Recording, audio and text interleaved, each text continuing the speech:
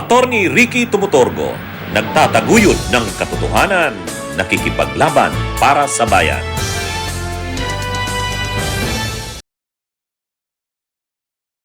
Mga kabunyog, mga kababayan, magandang araw po sa inyong lahat. Welcome po sa isa na namang episode ng ating pong talakayan dito po sa aking bagong segment, Ang Take Ko, Attack ni Attorney Ricky Tumutorgo. Maraming nagtatanong sa akin, ano tong attack? Ha? Attack, ang take ko. Kasi maraming nagme-message sa akin, mga kabunyog, mga kababayan. Attorney, anong take mo dito sa isyung ito?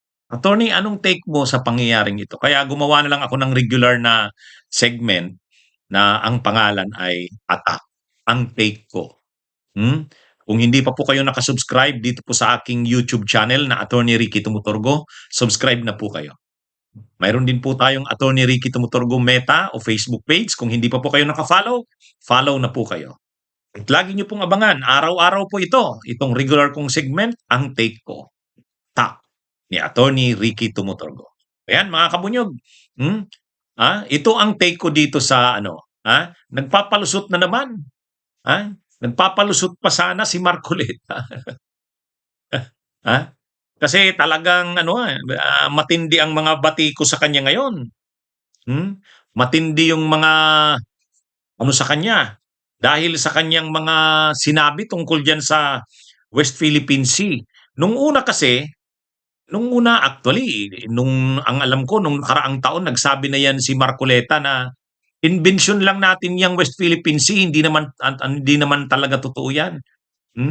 Tayo lang nang gumamit niyang pangalan na yan, wala yan. Tapos ngayon sinabi niya na naman walang coordinates. Kaya lang noon hindi siya pinapatulan, ay ngayon talagang kaliwat kanan. Kaliwat kanan ang bumabati ko sa kanya, mga legal experts, maritime experts, defense analysts. Kaya talaga. Ngayon dahil sukol na siya, mga kabunyog, mga kababayan, lalo na itong huli niyang statement, yung huli niyang statement na bakit hindi na lang natin i-give up ang Kalayaan Island Group?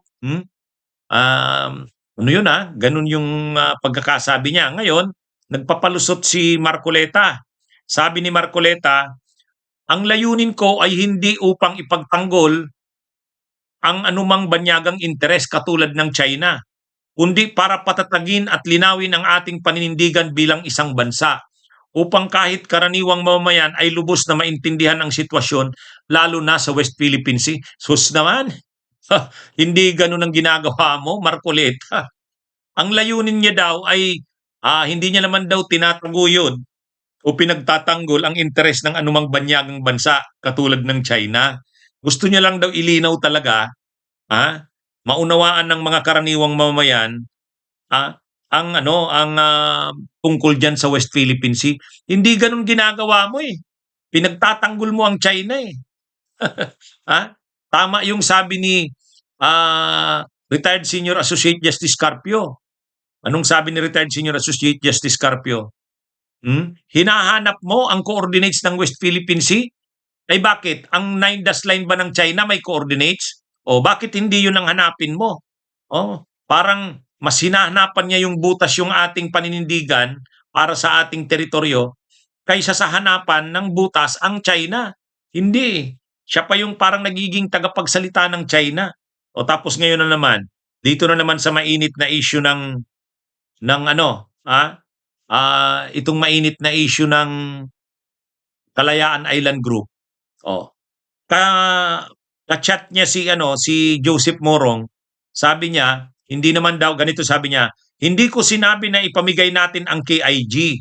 These people are deliberately abbreviating the context of what I actually discussed at the last CA hearing before the 35 members of the AFP who are to be confirmed on that day.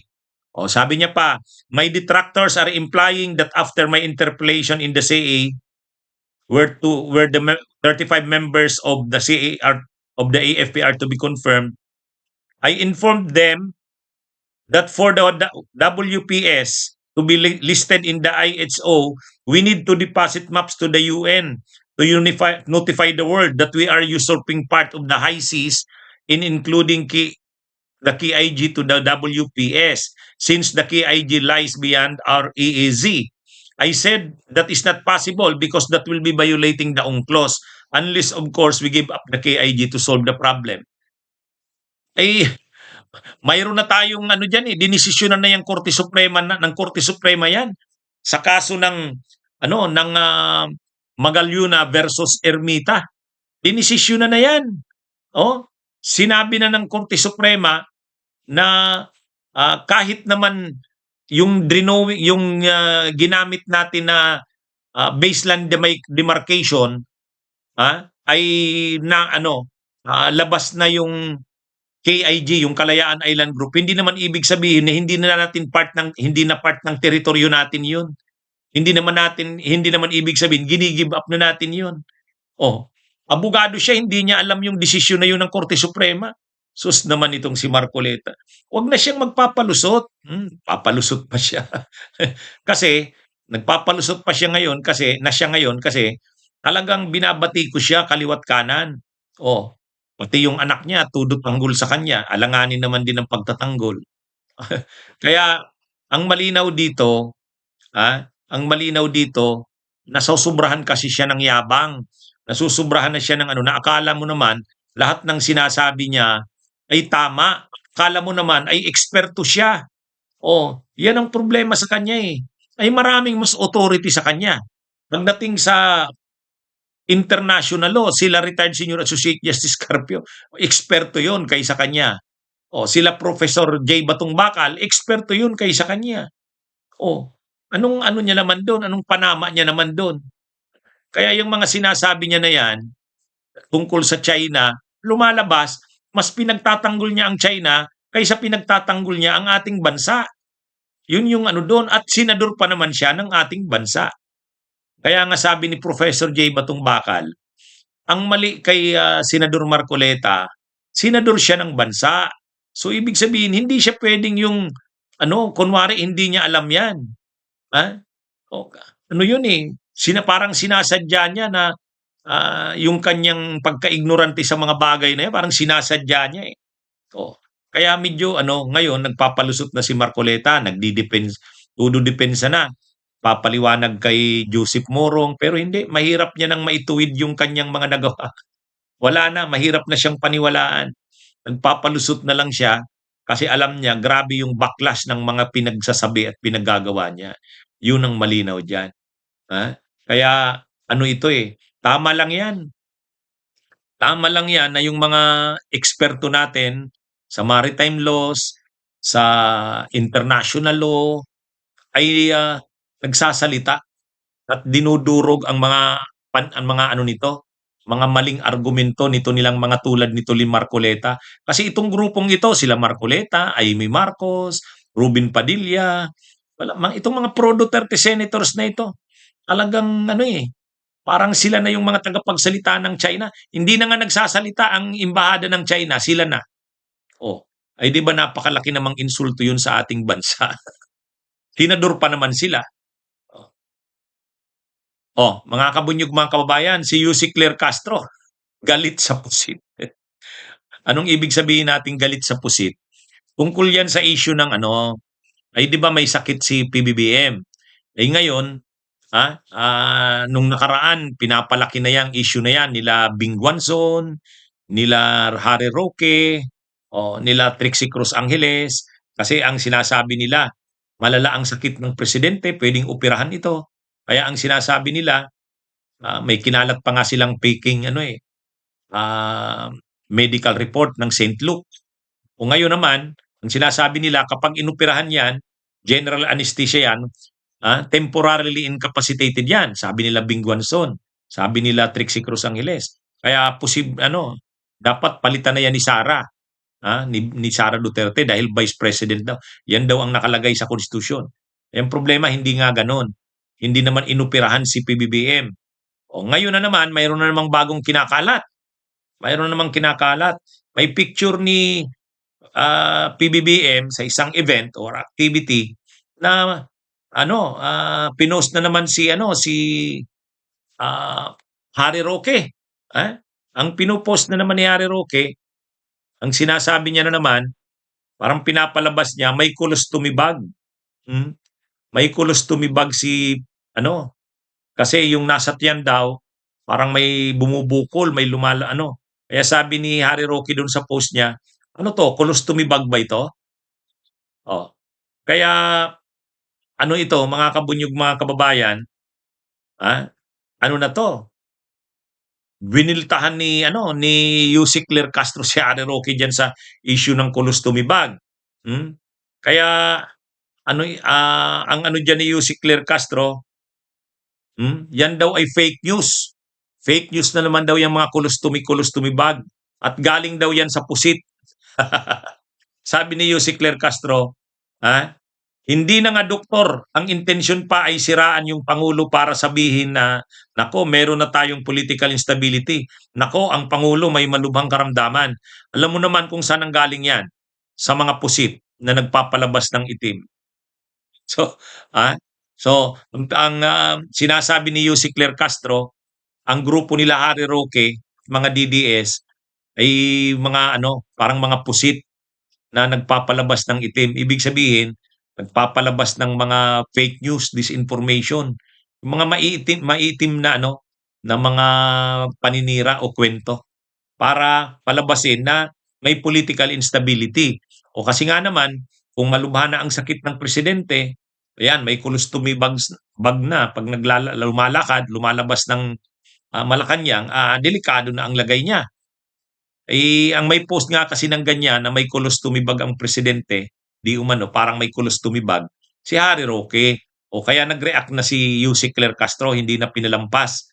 Sabi niya fake news yan. Galing na naman yan sa mga pusit. Ay di ba yung pusit yan yung unang ginamit kay Sara Duterte?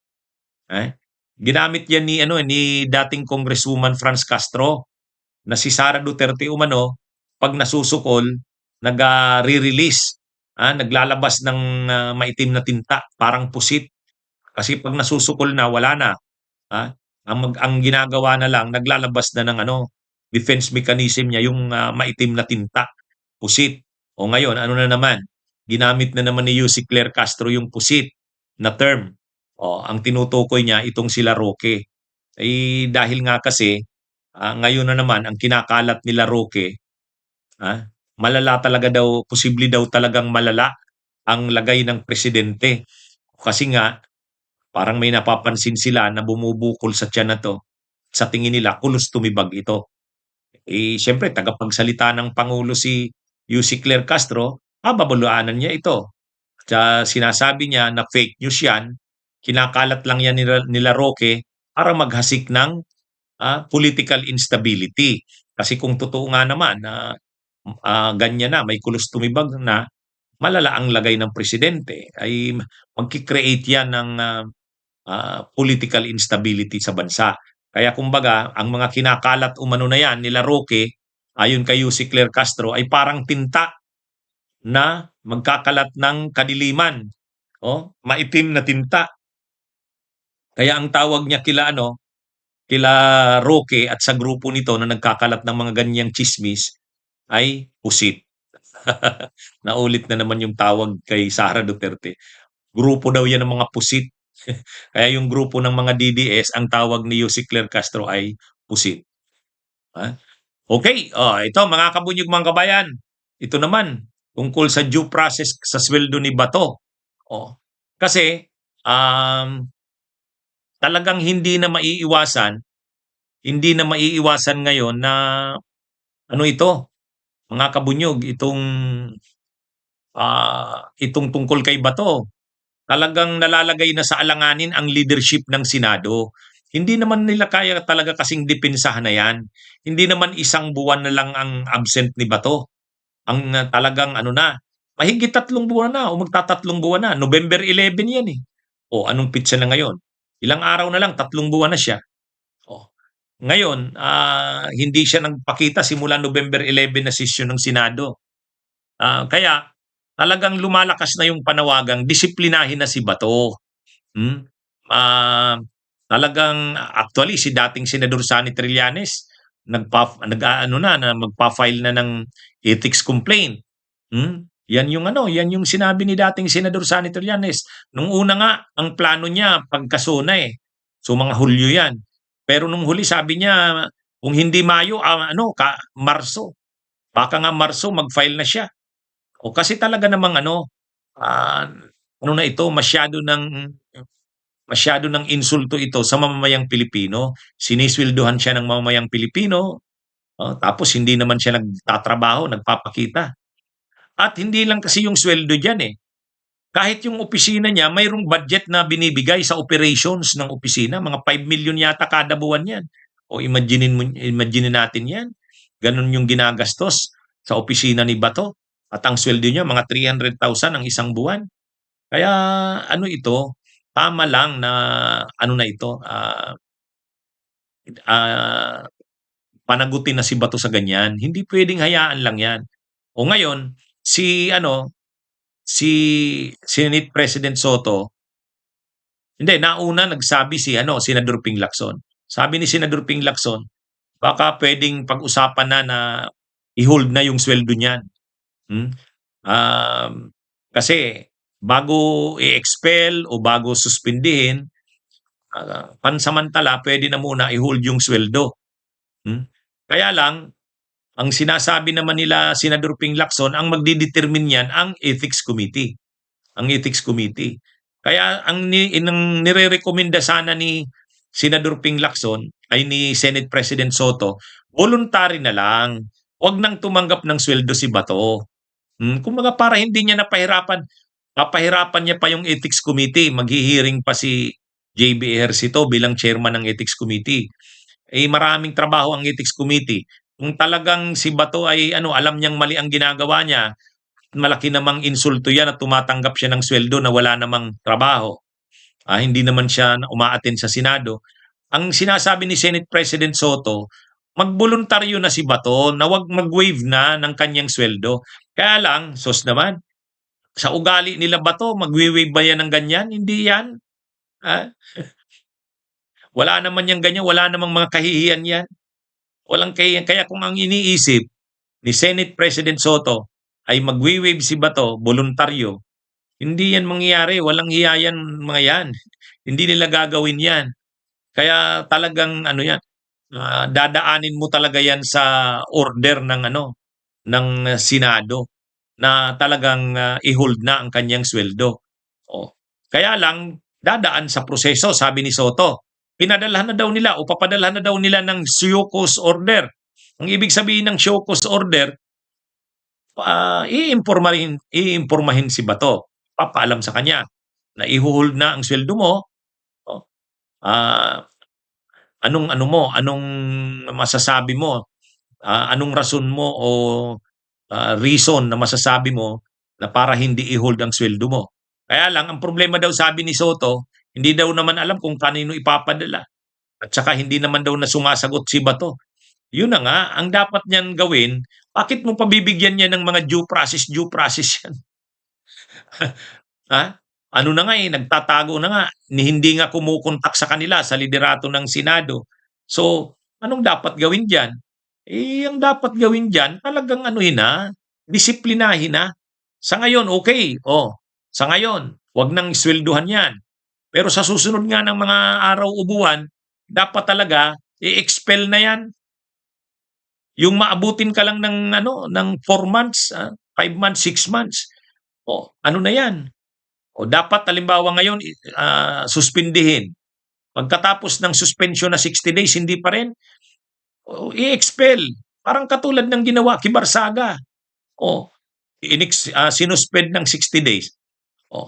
Pagkatapos niyan, kung hindi pa rin, i-expel na yan si Bato.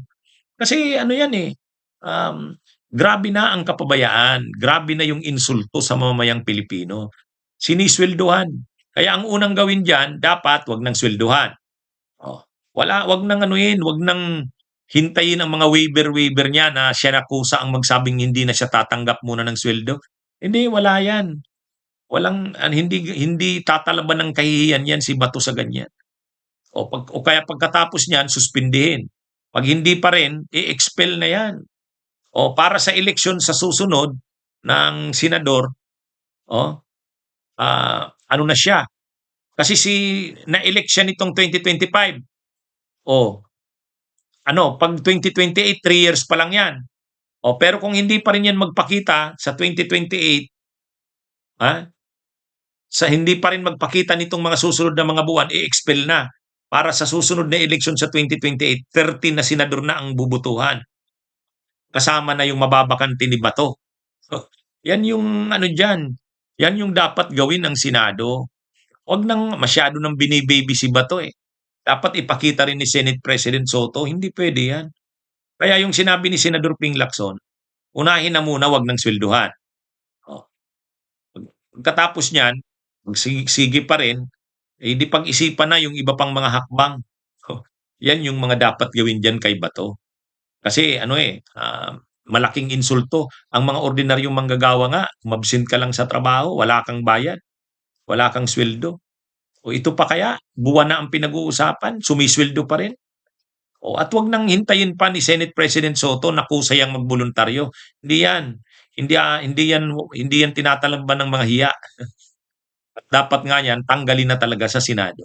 Okay, mga kabunyog, mga kababayan, magandang araw sa inyo.